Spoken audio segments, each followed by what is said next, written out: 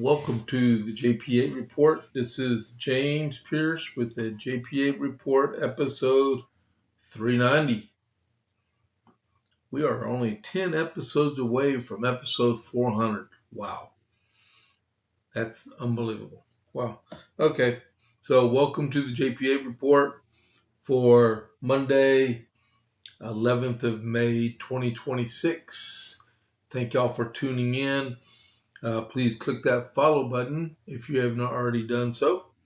And give us a like for the episode and chat. We got Covite for Life is in the chat with me, and we're looking for other people to join in. We can talk amongst each other and have a little bit of fun, talk about some conservative politics if we get a chance. And I hope everybody had a great Mother's Day weekend. We had fun here. We had some rain last night. And then my daughter that still lives at home with us took my wife to go see the Devil Wears Pravda 2, and or Prada or Pravda, whatever. But they had fun. That's all that counts. All right, so let's go. Let's get this going. Man, I got so much news. I'm probably going to do a premium and cover the news I missed last weekend when we hit 1 o'clock in the afternoon Central. All right. First, I have 11th of May, 1776, a letter from Charles Carroll and Samuel Chase to Benjamin Franklin. All right. So it says, "Dear Sir, we are fully sensible of the great risk of the taking post at Deschambault. We have suggested in writing the difficulties and reasons which have occurred to us against the measure of gentlemen let me start that again. Writing the difficulties and reasons which have occurred to us against that measure to General Arnold," that would be Benedict Arnold. "Our armies remaining at Deschambault will depend on a great measure on the strength of the enemy's land forces and their ability and diligence in the following up to the blow they have already given our small and shattered army. Before this, no doubt, General Thomas has received some information of the enemy's numbers and their motions. We are inclined to think a retreat will be made first to St. John's and then to the Noy. That's Noix. Our letter to General Schuyler will give you all the information we have in our power in giving respecting the possibility of subsisting our army in Canada. We are of opinion that General Sullivan's brigade ought to be stopped at Fort George until General Schuyler can send over with them a sufficient supply of pork, not only for the subsistence of that brigade, but for the rest of the army in Canada. Flour we are in hopes of procuring in sufficient quantities to support the army at least for 4 months, provided we can keep possession of the country adjacent to the river Sorrel for the space of 3 weeks. We sincerely wish the perfect reestablishment of your health. Our stay the place is uncertain. We shall be cautious to retreat in time to St. John's. We understand there is but a very small garrison there and exceedingly negligent. No sentries posted at night. This information we had from Mr. Price, who has an eyewitness of this negligence. Do we speak to Colonel Hazen about it? We are, with great esteem, dear sir, your most affectionate, humble servants, uh, Chaplain Carroll of Carrolltown and Samuel Chase. All right. Things are looking bad for the forces in Canada. So, and then also, there was the first engagement in North Carolina at Orton Hills and Kendall Plantation between General Sir Henry Clinton and Continental forces, and there was a minor skirmish, and there was some casualties reported, but that's all. But that was the first engagement after the landing of 4,000 soldiers at Cape Fear, North Carolina. All right. And that landing was late last week. All right. So next is, all right, the armament shop. Whether you're looking for your first firearm, upgrading your setup, or need expert service, Jason at the Armament Shop is Copper's Cove's premier source for all things shooting. Browse our wide selection of pistols, rifles, and shotguns, backed by top-tier gunsmithing for repairs, along with reloading supplies and professional cleaning to keep your firearm in peak condition. Need a transfer? We make FFL transfers fast, easy, and affordable. Need your CHL? Jason can handle those classes. He has over 3 decades of experience. Visit the Armament Shop today at 115A West Avenue D in Coppers Cove, or call or text at 254-560-2023, or visit them at www.armamentshop.com. That's www.armamentshop.com. The Armament Shop, your safety, our priority. All right. So thank you for letting me do that. As we get started, we still got the Iran update. I'll do this part after the Iran update. All right. Iran update. And one of them is right there. 2 of them are. The Iran update. Operation Epic Fury, they say, is terminated, and we have Project Freedom, which is suspended. Well, something is controlling all those forces that are in the Middle East, so hopefully we'll find out. Iran responds to the U.S. Peace agreement, or whatever they call it, saying they don't want concessions from the United States. And the U.S. says it's totally unacceptable, because they don't want to do away with the nuclear requirements. 61 vessels have been turned back. 4 additionally have been disabled. Iran threatens France and United Kingdom over the possibility of their ships being involved in the Strait of Hormuz. Bibi Netanyahu said the war in Iran is not over.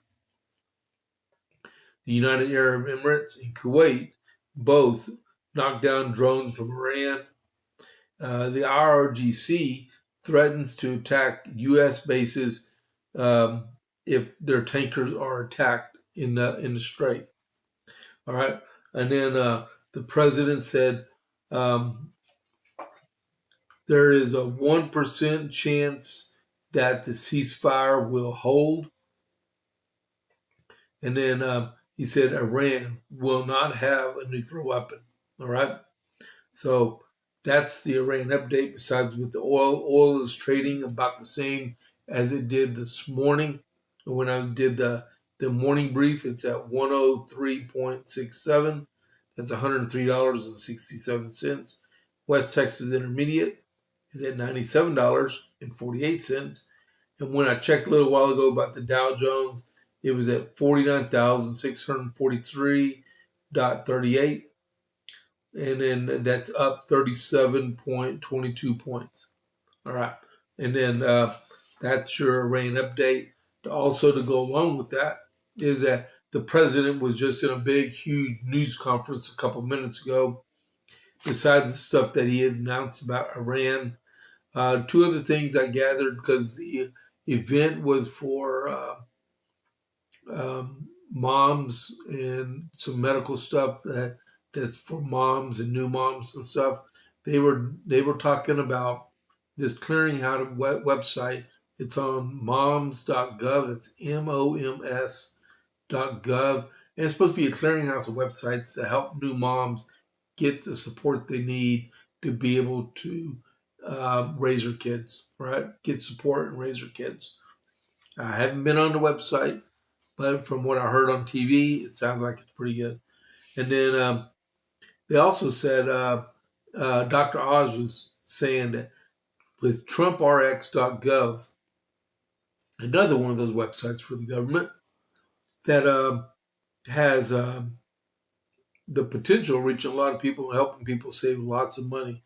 But one thing that was going on is that only 1 out of 3 Americans even know that the website even exists. I don't know if it's the media not telling everyone it's there, but it's there. And it's supposed to save upwards to 90% off the cost of your medications. So go to, so I'm going to give you the website again. It's called TRUMPRX.gov, TrumpRx.gov. Okay? If any of y'all are actually using that website, let us know here in the chat so we have an idea what it's about. Me, I don't have to. I deal with the VA for all my medicines, so I really don't have to worry about it at all.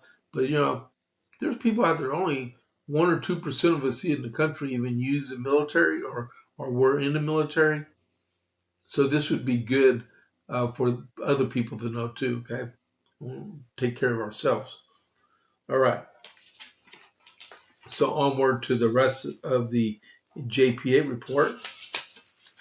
And did you also hear about the kind of sort of ceasefire they had in Ukraine this weekend?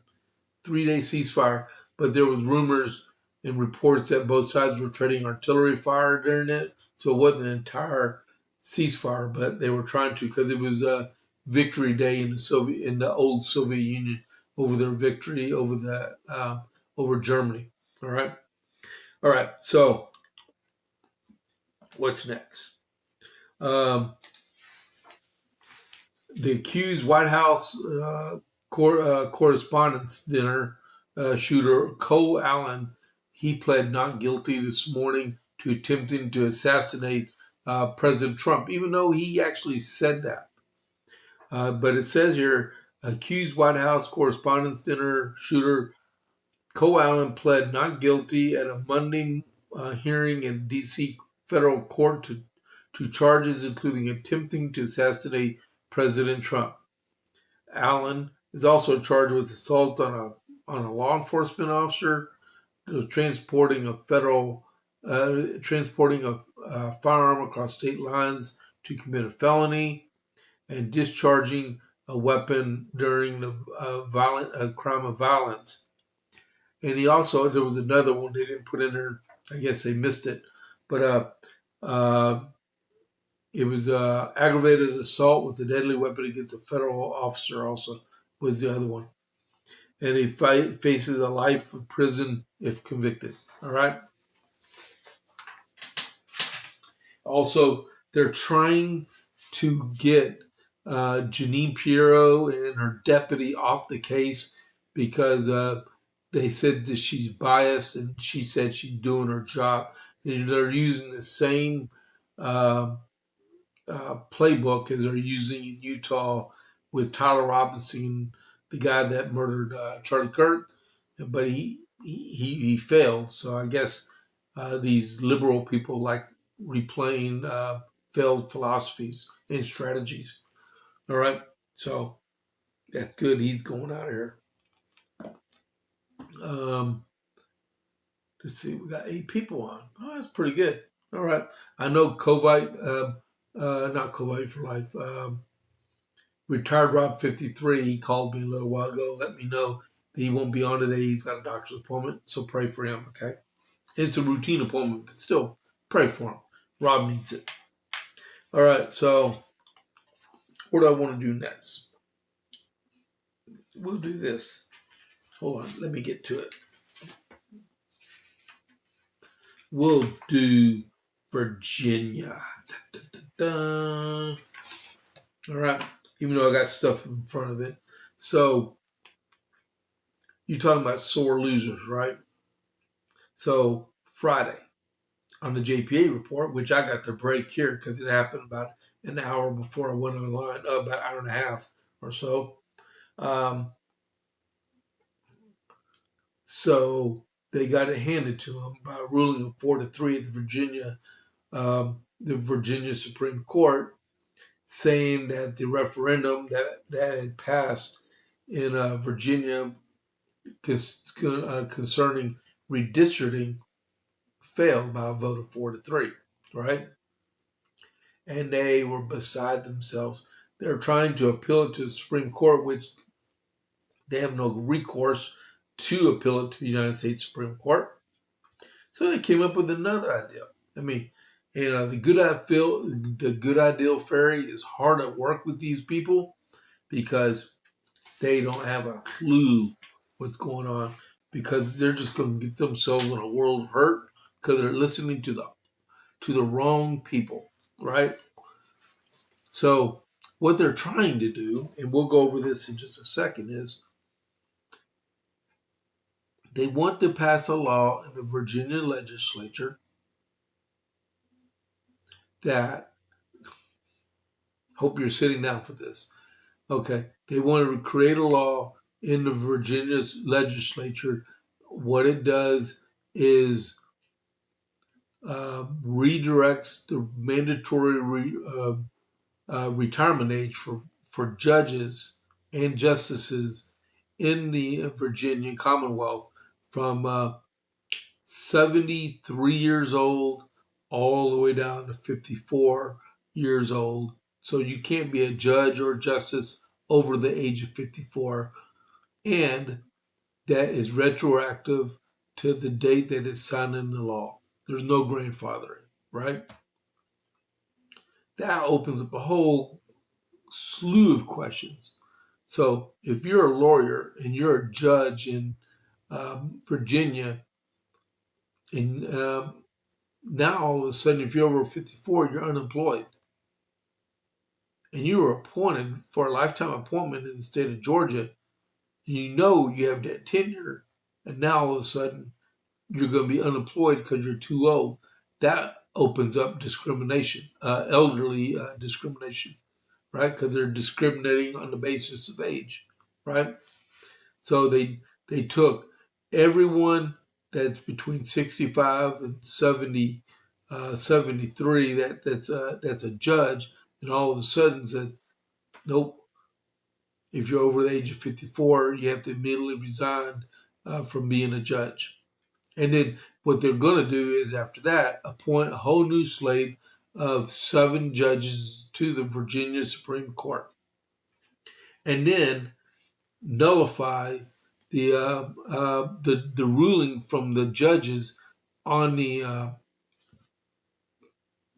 that they had done on Friday for the redistricting, and also attempt to nullify the election back in 2020, which established judicial judicial nonpartisan committee to do redistricting. That's what they want to do. All right. For one, I was listening to a delegate, I think his name is Delegate Tim Anderson. He's a lawyer in Virginia.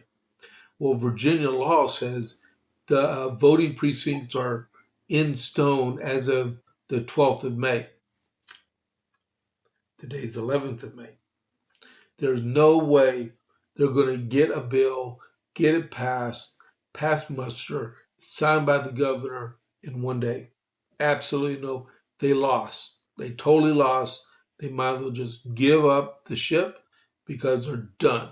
All right. If you all agree with what I'm talking about on there, please put an American flag in the chat. All right. Show me that people are listening because this makes sense.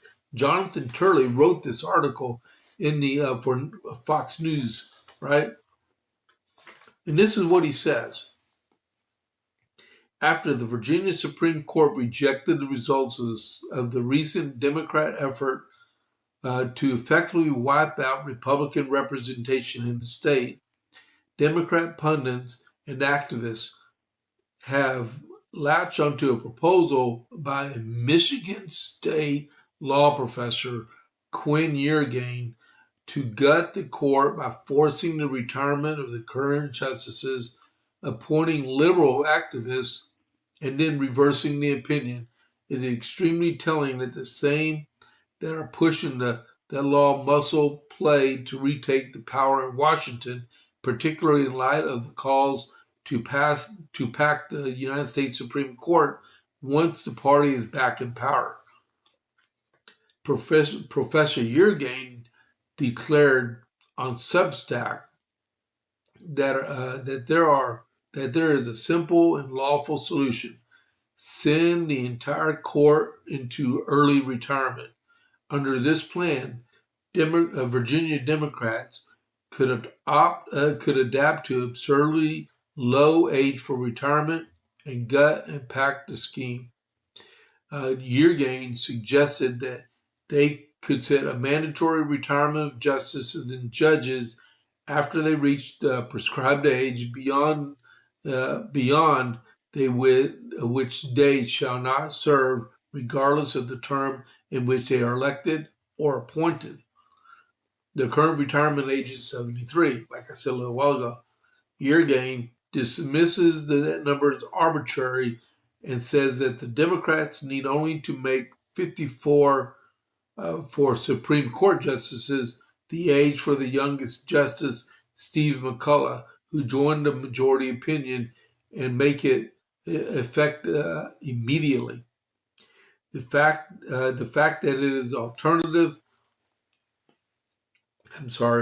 The fact that such an abusive plan is described as simple captured the logic of age of rage. I recently wrote a column in which which is Jonathan Turley, warned that the reversal of fortunes for the party could lead to the even more dangerous agenda, with Democrats pushing for packing the Supreme Court. It is unlikely chance that this would pass the General Assembly. I am assuming there remain some things that certain Democrat members will not do. It would be difficult to engineer before midterm elections, given likely challenges. However, it is the inclination by some to try such measures that is chilling. I noted that Virginia showed how an independent court can unravel the best laid plans. Various politicians and professors have advocated radical changes to the political system to ensure the party retains power indefinitely. They acknowledge, however, that the court could not likely declare these motives as unconstitutional unless they take some control over through a packing scheme. The new proposal for the gut and pack scheme is even more cynical and brutal. Ironically, the Virginia Supreme Court declared the redistricting effort by the Democrats not only unconstitutional, but totally unprecedented in Virginia history. It characterized the state's position as a story of tail wagging the dog that has no tail. That's pretty good. The results of Yeargain and Democrat activists is now to suggest just shooting the dog and adopting a type of politically modified puppy bred to serve. Such radical proposals are being rationalized with open disinformation. Pundits regularly fail to mention that the Democrats previously gerrymandered states such as Illinois, which I keep saying, Massachusetts, and New York while claiming the right to win by any means necessary. Others just deny reality. Senator Tim Kaine from Virginia lashed out at the Virginia Supreme Court and demanded to know why they waited so long to rule on whether there were fundamental laws in the Democrat plan. Kaine either never read the opinion or sought to mislead voters. The opinion has an entire section on the timing, noting that it was Democrats in the Commonwealth that demanded that the court wait to rule on the merits until after the election. After successfully seeking that delay, they are now accusing the court of something untoward in doing what they demanded. Notably, the gut and pact scheme sets aside any pretense of principle. The Democrats would simply adopt a ridiculously low retirement age for the sole purpose of populating the court with reliable robotic justices. The fact that the academic and various pundits would expressly float such an ideal is another chilling reminder of the growing radicalization of the left. These are new Jacobins discussed in my book, Rage of the Republic, figures echoing the radical concepts or means used in France before what became known as the Terror. By any means, has become the rallying cry on the left. The Terror is when they had the French Revolution in the 1790s. Law professors Ryan Doeffler of Harvard and Samuel Morin of Yale have called for the nation to reclaim America from constitutionalism. Really? Last December, they published a column titled "It's Time to Accept that the Supreme Court is Illegitimate and Must be Replaced." Democrat strategists know that the public will not approve such measures. Democrat strategist James Carville, I can't stand that guy, stately matter-of-factly, they're going to recommend that the number of Supreme Court justices go from 9 to 13. That's going to happen, people. He added recently, don't run on it, don't talk about it, just do it. That's striking about the Virginia proposal that is being pushed and openly and unapologetically. Democrats realize that they have alienated half of Virginia already. Republicans and independents are not likely to forget that every major Democrat in their state, including their Secretary General Abigail Spanberger, sought to erase the very political existence is not just partisan, it's personal. In destroying bridges to cross over voters in purple states, what is left is raw political brutality. You must dump and pump in seeking radical measures to grab power.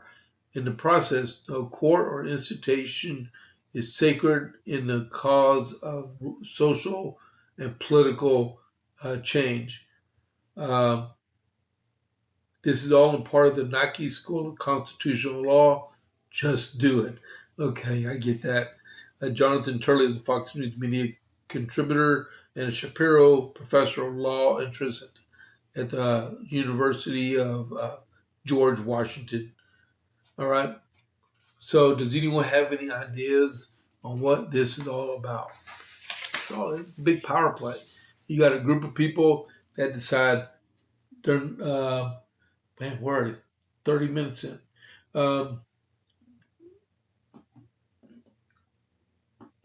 Yeah, they refuse to capitulate. They say they're going to win at all costs.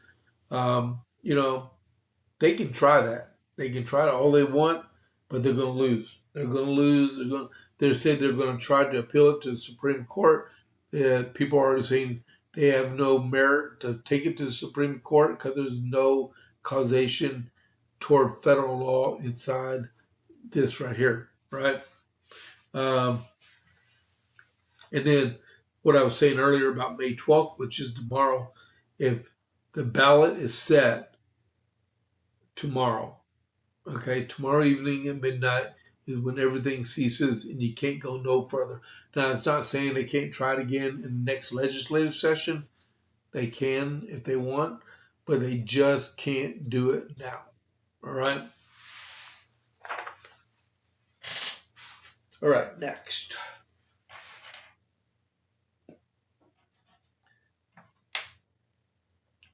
Okay, we'll just stay on Virginia, okay? We have another one here from David Marcus from Fox News. Fox News, he wrote, Virginia Democrats step on a $70 million rake, and now they're crying. Okay, ever see those cartoons and running from a chicken or something like that, and they step on a rake and the rake hits them right smack dab in the face.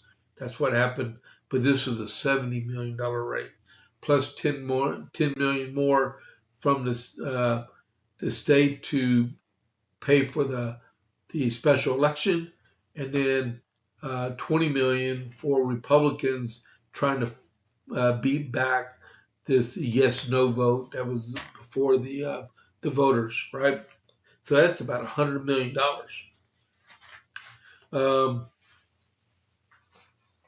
So David says Democrats nationwide are furious that the Virginia Supreme Court did its job this week and struck down the results of the Old Dominion's blatantly illegal redistricting referendum denying the party a 10-1 gerrymandered map it thought it had won.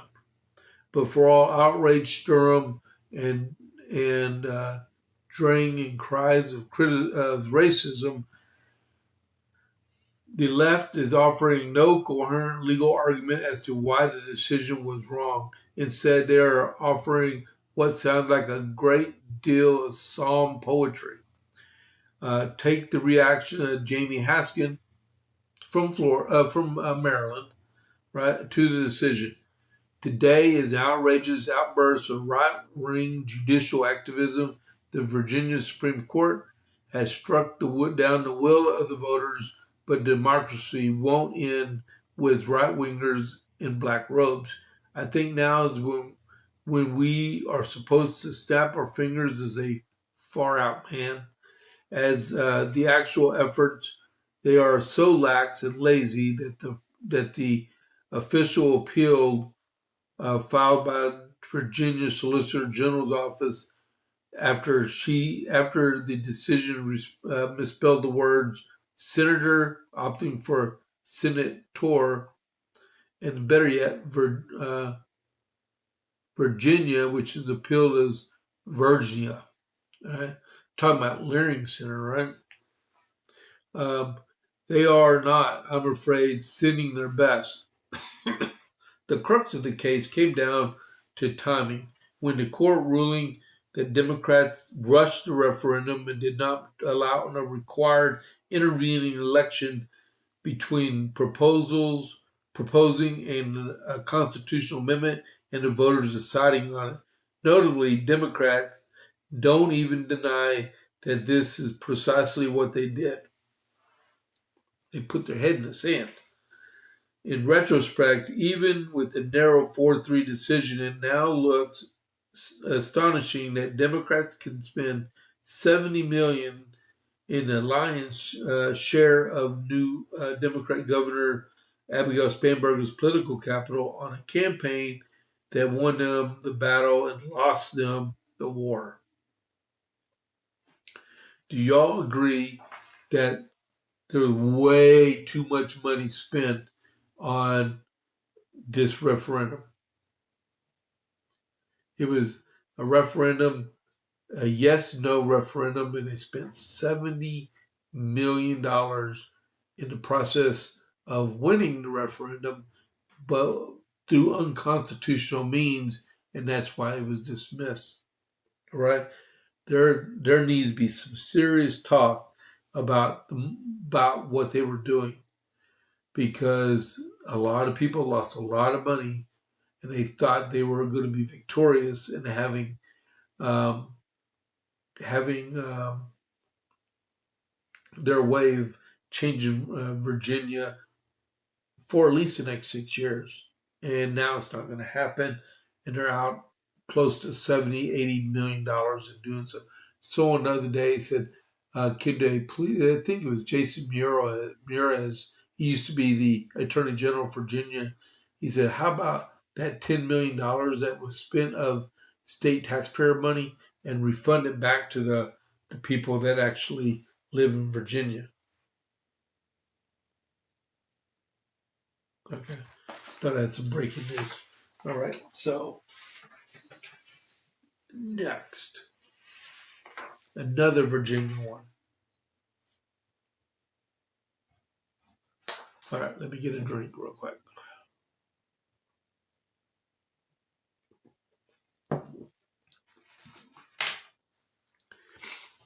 All right. Virginia Democrats restricting redistricting push was meant to lock in the advantage. Instead, its advantage with a costly court defeat triggering a growing blame game inside the party.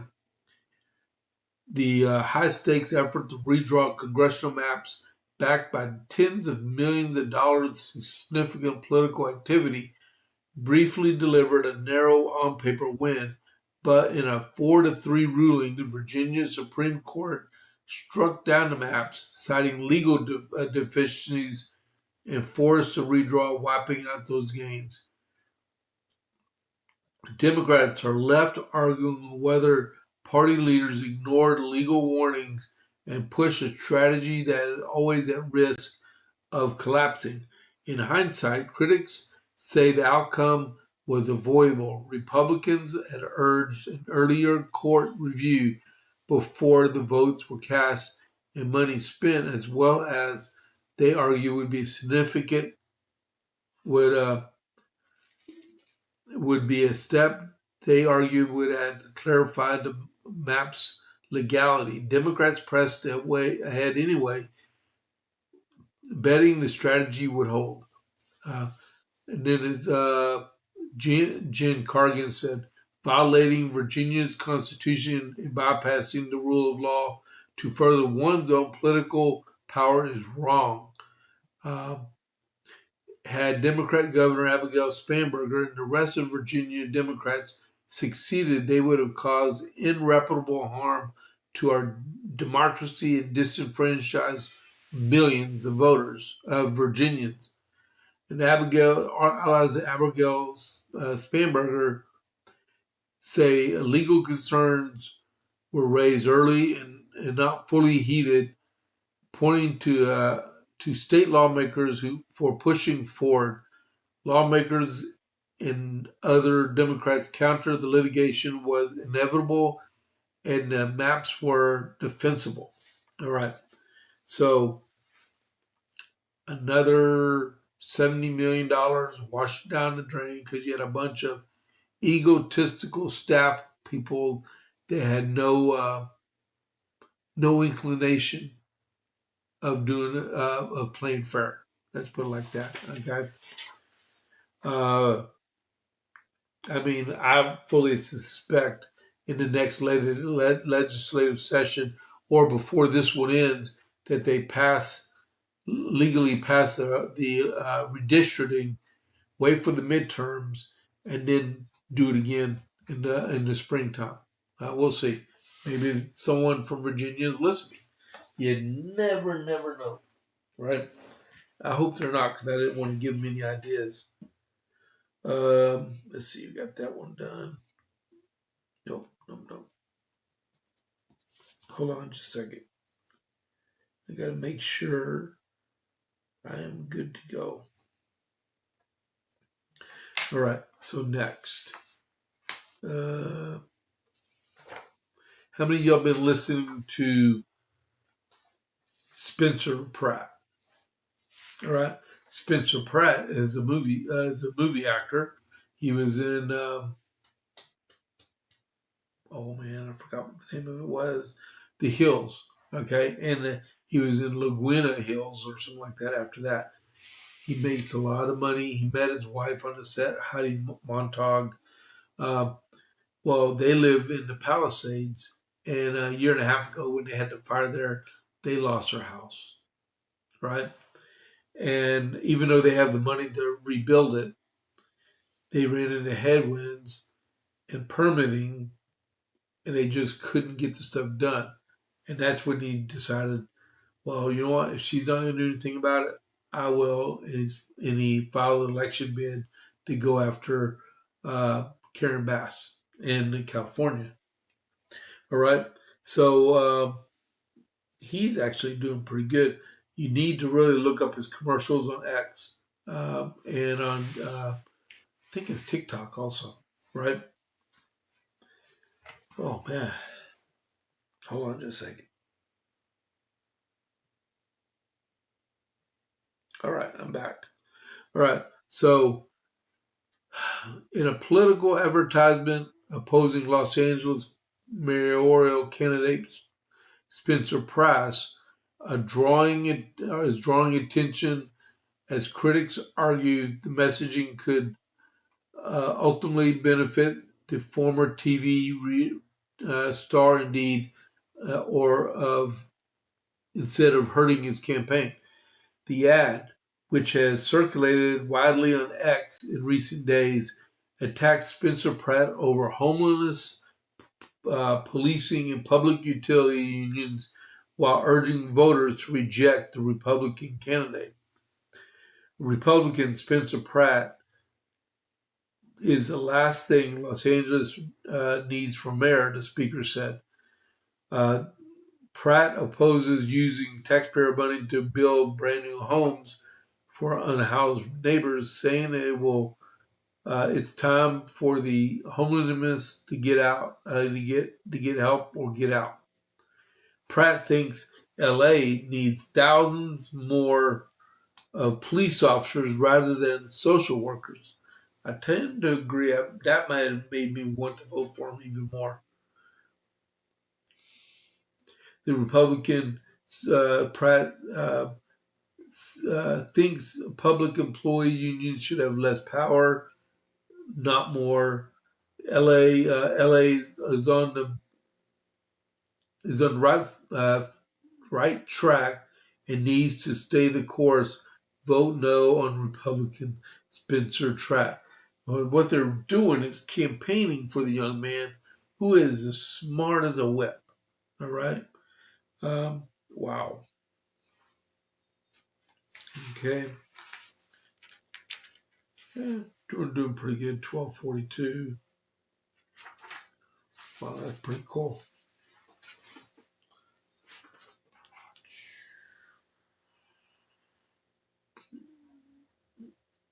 All right, hold on just a second here.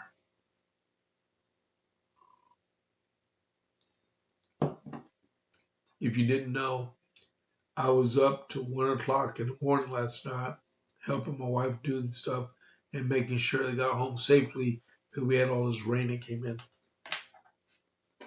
And sure enough, as soon as my wife rolled up, the rain stopped. Okay, next. How many of y'all been hearing about the rift between Ken Griffith and Mayor Mondami in New York City, right? And you got people bailing left and right.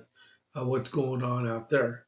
So my governor, Greg Abbott, jumped into the fray this weekend. Headline: New York Post. Texas Governor Abbott welcomes New York companies after Mamdani demonizes wealthy Big Apple CEO Ken Griffith. It starts off, "Howdy, partner." Hope I said that right. Texas Governor Greg Abbott is welcoming Big Apple companies relocating or expanding into Lone Star State after New York City Mayor Zohran Mamdani demonized billionaire hedge fund honcho Ken Griffith. Governor Abbott is proud to welcome businesses and job creators from across the country to Texas. We have where we have no state income tax and reasonable regulations in a pro-growth environment that encourages free enterprises to flourish, Abbott spokesman said.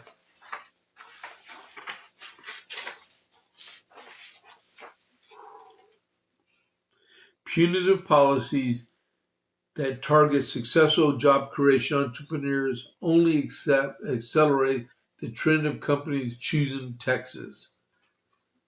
Texas has already surpassed the Empire State when it comes to financial sector employment, with a total of 519,000 employees compared to New York's 507,000. JP Morgan Chase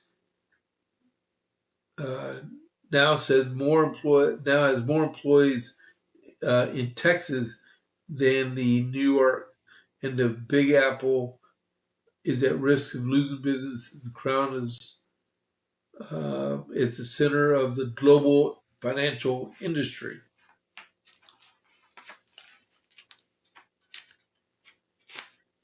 And I can't get my... There we go. While welcoming New York CEOs to jobs, Abbott bust more 100,000 migrants to the Big Apple and other sanctuary cities in the lefty state during the worst of the country's border crisis. He complained that Texas's border towns were overwhelmed and that sanctuary cities run by Democrats failed to put their failed to help address the problem. The loss of Wall Street businesses could deal a major blow to New York City's finances, which are buoyed by taxes on bonuses from that sector. A Democrat socialist Mamdani triggered a backlash from Wall Street and business advocates when he used Griffith's swanky $238 million penthouse as a backdrop to one of the trademark's slick social media videos to promote a new pad of new oh man, I lost it. Trademark on social media. I lost my spot. Okay, we'll start it over. Democrat socialist Mamdani triggered a backlash from Wall Street and business advocates when he used Griffith's swanky $238 million midtown penthouse as a backdrop to one of his trademark slick social media videos to promote a new tier tax, a stunt that the hedge fund is calling creepy.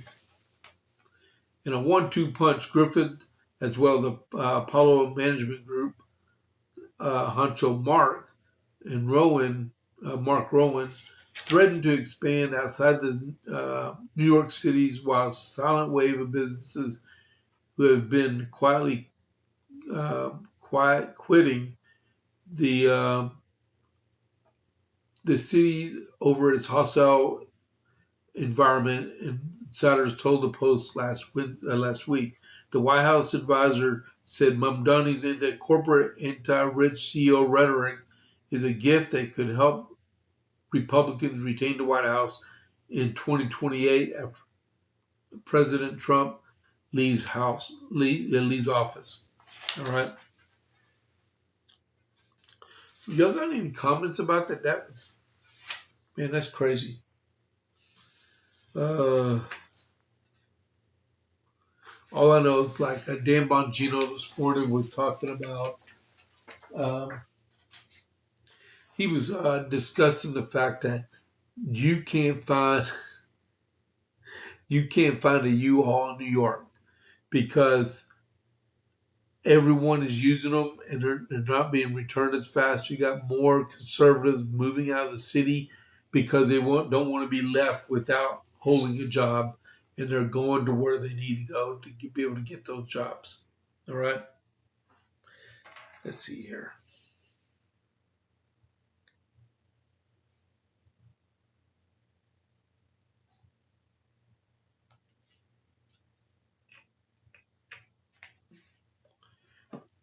So Joe Biden, President Autopin. So his lawyers filed an injunction against the Department of Justice. Okay. Says breaking 3 New Yorkers among 17 Americans evacuated from the hantavirus cruise ship. Their identities were not released, but Hochul said the other 2 New Yorkers on the afflicted voyage were from Orange County and Westchester County. Okay. Um, so when President Autopin, Joe Biden, or whoever else you want to call him, uncle, well, he was having an autobiography written about him from a ghostwriter, and he needs as much paperwork as possible. All right. So President Joe Biden's lawyers are expected to object to the Justice Department's release of redacted written transcripts and audio recordings of Biden's 2017 interactions with his book Ghostwriter, according to a new court filing. President Biden, through counsel, has advised the department that he intends to seek to intervene to prevent any such disclosures. Assistant Attorney General, Civil Rights Division, Brett Shumati, wrote in a filing from a Freedom of Information Act, requested that the Heritage Foundation, Mike Howe, the department does not oppose intervention. There is a Tuesday deadline for Biden's. Tuesday is an important deadline for Biden's attorneys who are to respond to the DOJ's release for information to Howell's FOIA request, Freedom of Information Act, which could come shortly after Tuesday if there is no objection. Shumati noted the release of 70 hours of redacted recordings could be delayed until June 15th if Biden objects to the interview. Defendant intends to close the written transcript. The audio recordings are at issue in this matter with redactions to Congress, pursuant to a request from the chairman of the House Judiciary Committee, as well as the plaintiffs. So, do y'all think he's actually going to stay? Are they going to be able to stay it? Or are they going to have to release those transcripts or audio recordings? Because if they were able to do that, they could get a clear sense of mind where President Biden at the time stood while they were doing the interview. Was he all mentally competent there, or was he not? Were the actual uh,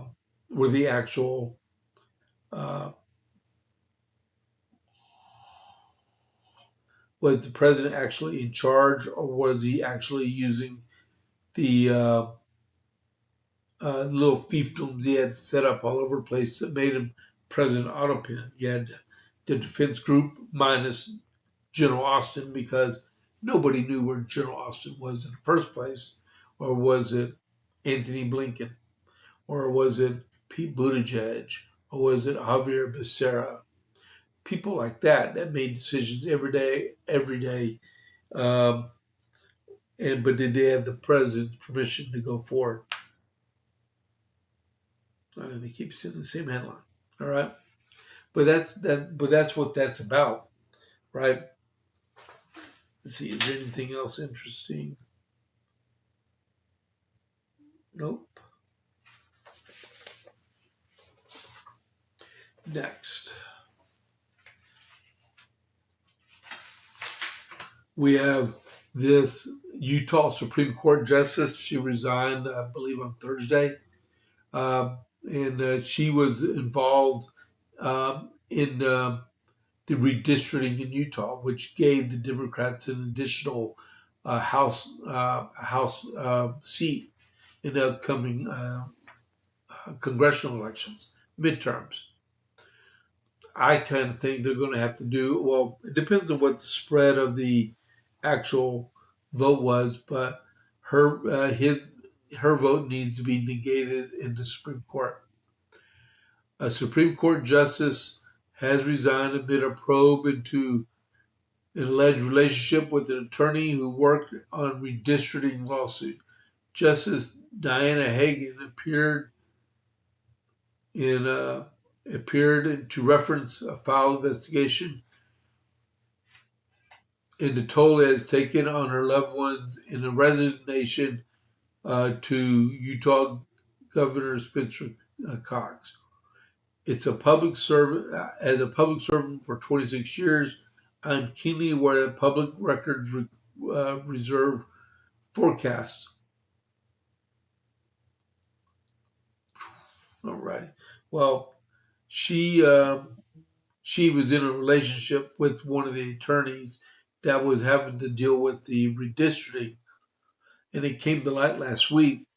I'm saying that it actually needs to be expunged, and that House district just needs to be left alone. Wow. Okay. All right. So I need to hurry up and finish up. All right. I think that she needs to. She resigned, and the case needs to be expunged. That's flat out what needs to happen.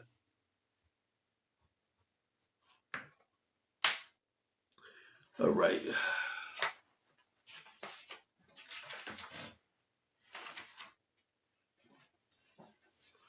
AOC.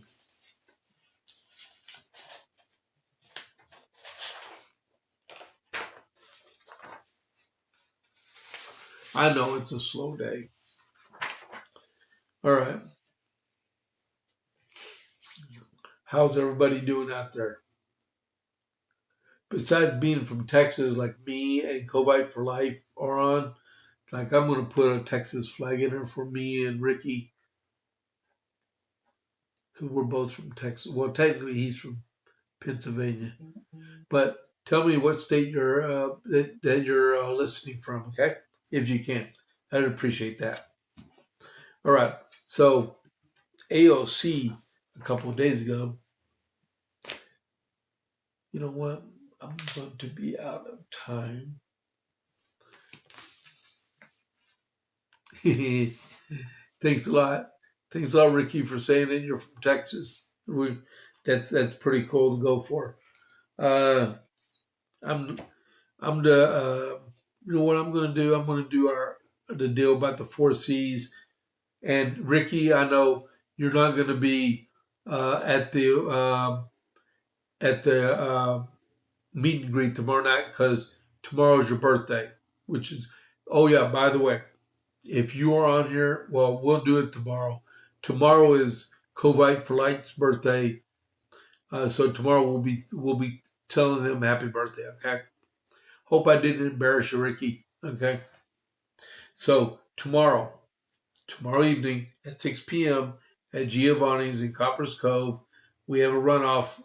We have a meet and greet for the candidates in the county runoff for county judge, for county commissioner 2, county commissioner 4. That would be Roger Miller, Rob Irwin, Scott Weddle, Tully Meyer, Ray Ashby, and Justin Smith. We invited all of them to be there. We will hopefully we'll see them.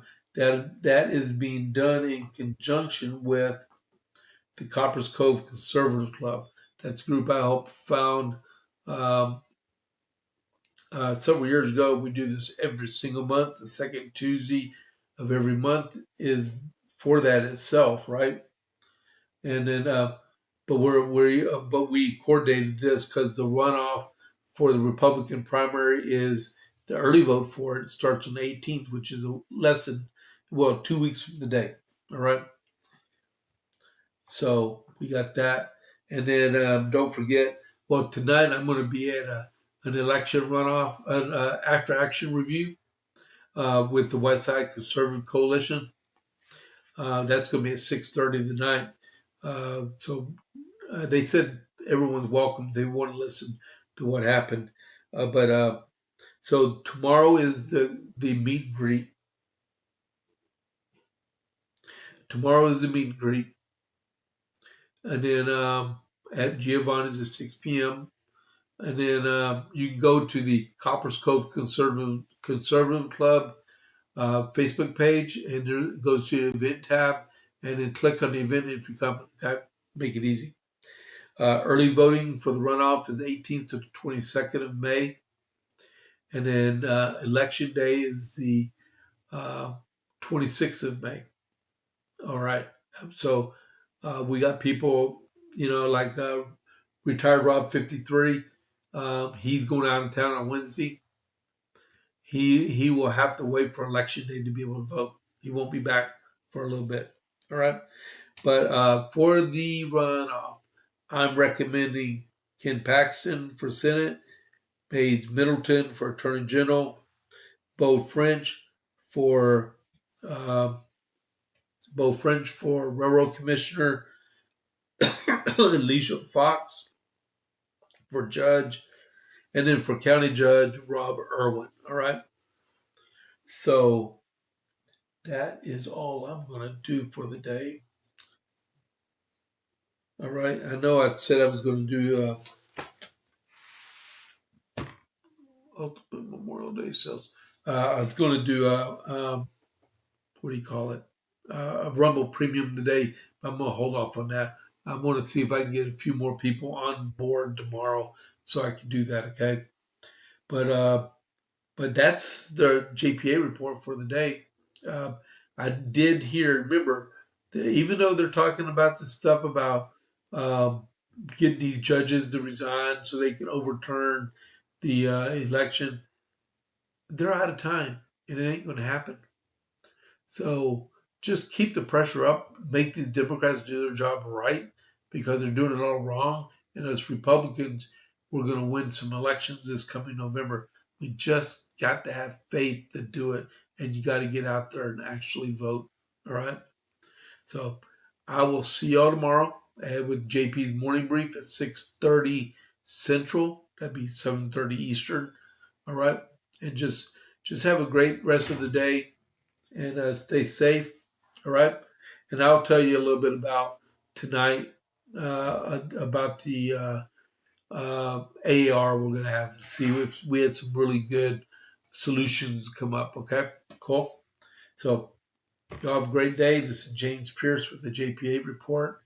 I'll catch you on the flip side. I'm out.